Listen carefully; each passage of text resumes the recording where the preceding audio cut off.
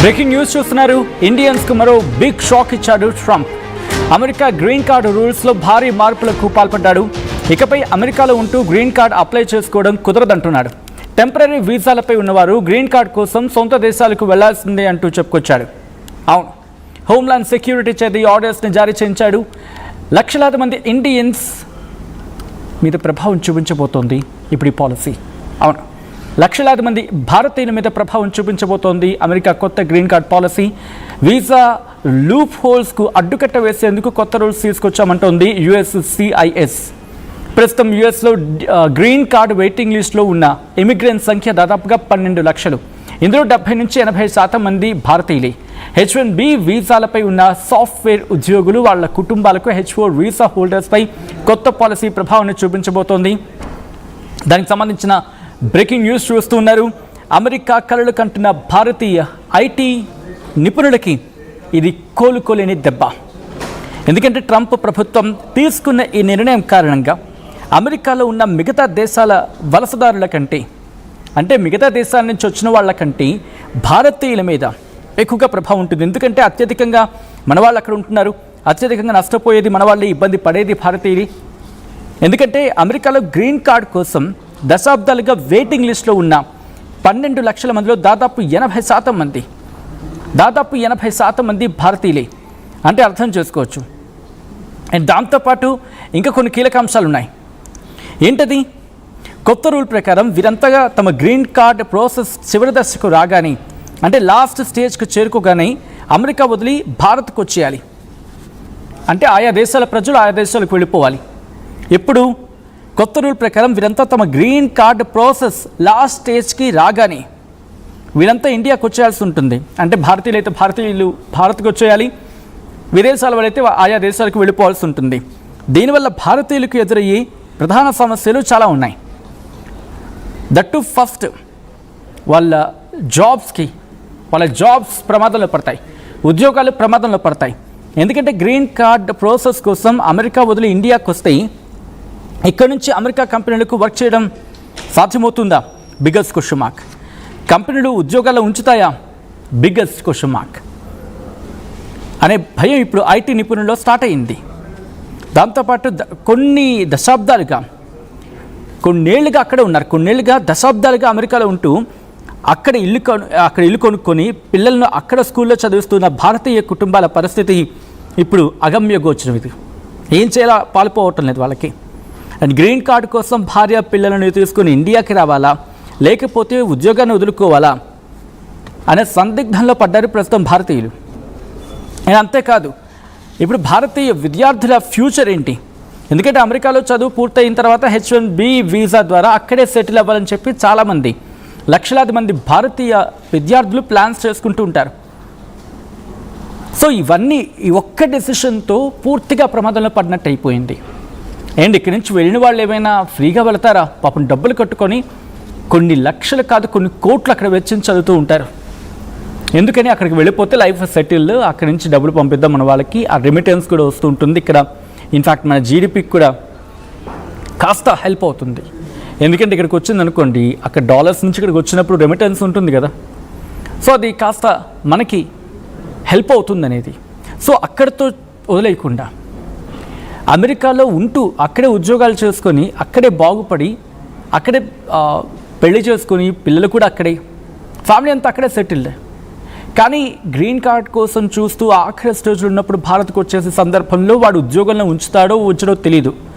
అక్కడ ఆఫీసెస్ పైపెచ్చు ఇప్పుడు ఫ్యామిలీని వదిలేసి వచ్చేయాల్సిన పరిస్థితి. అండ్ ఆ పీరియడ్ ఆఫ్ టైంలో వాడు జాబ్లో ఉంచడో తెలియదు, కుటుంబానికి దూరంగా ఉండాలి. అండ్ ఏదైనా కన్ఫర్మేషన్ వస్తుందా అంటే డౌట్ఫుల్గా ఉంటుంది.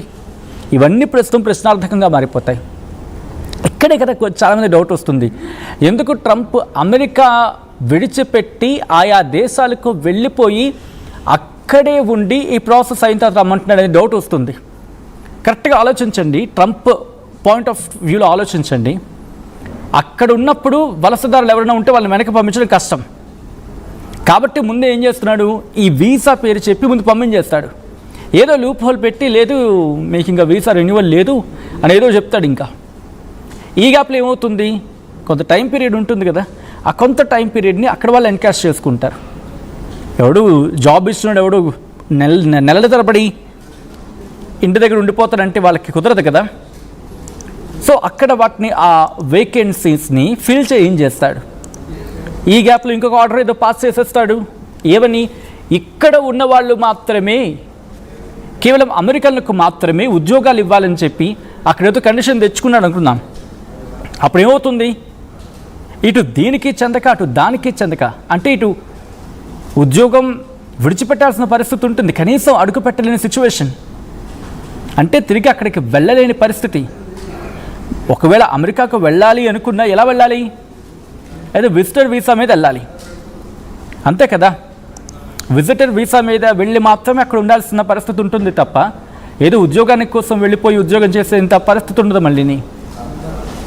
కాబట్టి అక్కడ ఇల్లు కొనుక్కొని అక్కడే కుటుంబాన్ని ఏర్పాటు చేసుకుని, లేకపోతే కుటుంబం అక్కడ మొత్తం సెటిల్ అయిపోయి మొత్తం అంతా ఏం చేద్దామని ఒక పోల్ మీ ముందు వచ్చే ప్రయత్నం చేస్తుంది. ఇన్ఫ్యాక్ట్ ఒక పోల్ మీ ముందు ఉంచింది ఆర్టీవీ, మీరు మాట్లాడే ప్రయత్నం చేయండి, కామెంట్ చేయండి. ట్రంప్ క్రమంగా అమెరికాలోకి విదేశీయులు రాకుండా బ్యాన్ చేయబోతూ ఉన్నాడా, మాట్లాడే ప్రయత్నం చేయండి. ఇప్పటికే చాలామంది ఎస్ అంటున్నారు, కొంతమంది నో అంటున్నారు. బట్ మెజారిటీ కాదు, bumper majority, around 90% above Trump విదేశీయులు రాకుండా చేద్దాం అనుకుంటూ ఉన్నాడు. బట్ ఈజ్ ఇట్ పాసిబుల్, అమెరికాకు సాధ్యమేనా? ఎందుకంటే స్టెమ్ గురించి మాట్లాడుకుంటే science, technology, engineering and medicine, ఈ స్టెమ్ కోర్సెస్ కింద మాట్లాడుకుంటూ ఉంటారు కదా. అండ్ ఈ స్టెమ్ గురించి మాట్లాడుకున్నప్పుడు దీని మీద ఎక్కువ ఆధారపడుతూ ఉన్నారు కదా. ఎందుకు భారతీయులను ఇక్కడి నుంచి అక్కడికి తీసుకువెళ్తూ ఉంది అమెరికా కావచ్చు, అమెరికా దిగ్గజ కంపెనీలు ఇవన్నీ ఇక్కడ భారతీయులను ఎందుకు తీసుకువెళ్తూ ఉన్నాయి? ఎందుకంటే కష్టపడే తత్వం భారతీయులకు ఉంటుంది, ఆలోచించే తత్వం భారతీయులకు ఉంటుంది. నువ్వు 8 గంటలు పనిచేయమంటే 8 గంటలు కాదు 10 గంటలైనా పనిచేసేస్తావు అంటారు మన వాళ్ళు. పని మీద మనకున్న ఆప్యాయత, డెడికేషన్ వాళ్ళకి లేదా? వాళ్ళకి ఎంత ఉందో ఇక్కడి నుంచి మన వాళ్ళని తీసుకెళ్తున్నా లెక్కబట్టే అర్థమైపోతుంది కదా. ఎందుకంటే విదేశాల నుంచి ఒక 12 లక్షలు అనుకుంటే దాంట్లో 80% భారతీయులే. దట్ షోస్ ఇండియా డెడికేషన్ ఏంటి, ఇండియా పరిస్థితి ఏంటి, ఇండియా నుంచి వచ్చిన వాళ్ళు ఇండియన్స్లో ఆ కెపాసిటీ ఎంత ఉంటుంది, వాళ్ళ డెడికేషన్ ఎలా ఉంటుంది, వాళ్ళ వర్క్ ఎన్విరాన్మెంట్ ఎలా ఉంటుంది అనేది. అండ్ బహుశా ఇప్పుడు అడ్డుకట్ట వేద్దామని అనుకుంటున్నాడు. బట్ ఇది నిజంగా సాధ్యమైన ట్రంప్కి సాధ్యం అంటే ఇప్పటి వరకు ఉన్న పరిస్థితుల్లో సాధ్యమవుతుంది. అండ్ ఆ తర్వాత ఎలా కొలాప్స్ అవ్వచ్చు అనేది ఒకసారి మాట్లాడదాం. ఇక్కడి నుంచి మన ఐటీ దిగ్గజాలుగా మాట్లాడుకునే కంపెనీలు అక్కడికి వెళ్తూ ఉన్నాయి కదా, అంటే ఈ ఐటీ ఎక్స్పర్ట్స్ అందరూ అటు వెళ్తున్నారు కదా. వెళ్ళిన తర్వాత ఏమవుతుంది, వచ్చేమన్నాడు అనుకుందాం, వీళ్ళు రిటర్న్ వచ్చేస్తారు, భారత్కు వచ్చేస్తారు, లేకపోతే అక్కడ ఆల్టర్నేటివ్స్ ఉంటే వేరే దేశాలకు వెళ్ళిపోతారు. వాట్ డస్ ఇట్ మీన్ అంటే ఆ ఎక్వైరింగ్, ఆ నాలెడ్జ్ ఎక్వైర్ అంటారు కదా, అక్కడ సంపాదించుకున్న నాలెడ్జ్ కదా, నష్టమో కష్టమో సొంత దేశానికి వచ్చి ఇక్కడ ఇన్వెస్ట్ చేసుకుంటారు మళ్ళీ. సో దట్ ఏమవుతుంది, ఇక్కడ మన జీడిపి లేకపోతే మన ఆర్థిక వ్యవస్థ బలపడుతుంది. మన అమెరికా పరిస్థితి ఏమవుతుంది, ఇక్కడ కూడా ఒక చిన్న టెక్నిక్ ఉంది మనం గట్టిగా ఆలోచిస్తే. థర్డ్ పార్టీగా ఎన్ని కంపెనీలు పనిచేయించుకోవట్లేదు. సో ఏం చేస్తారు వీళ్ళు, ఇక్కడికి వచ్చిన తర్వాత ఇక్కడ ఎస్టాబ్లిష్మెంట్ స్టార్ట్ చేసుకొని ఏ కంపెనీలు అయితే అక్కడ ఉన్నాయో ఆ కంపెనీలకి ఇక్కడి నుంచి పనిచేస్తారు, లేకపోతే అక్కడున్న కంపెనీలే ఇక్కడి నుంచి రిమోట్తో పనిచేయించుకోవాలి, లేకపోతే థర్డ్ పార్టీగా పనిచేయించుకోవాలి. బహుశా నాకంత ఐటీ మీద అంత అవగాహన లేదు, బట్ ఉన్న చిట్టుపొట్టి అవగాహనతో నేను మాట్లాడే ప్రయత్నం చేస్తున్నాను. అంటే ఉన్న ఈ చిట్టుపొట్టి అవగాహనతో నేను ఇంత మాట్లాడుతూ ఉంటే పూర్తిగా అవగాహన ఉన్న పరిస్థితి ఏంటి? అఫ్కోర్స్ ఇది దెబ్బే, ఇది నిర్మోహమాటంగా దెబ్బే, కొట్టలేని దెబ్బ, కానీ గట్టిగా తగులుతుంది. బట్ తగిలిన తర్వాత ఈ దెబ్బ మనకి తగులుతుందా లేకపోతే అమెరికా గట్టిగా తగులుతుందా? నిర్మోహమాటంగా అమెరికాకు ఇంకా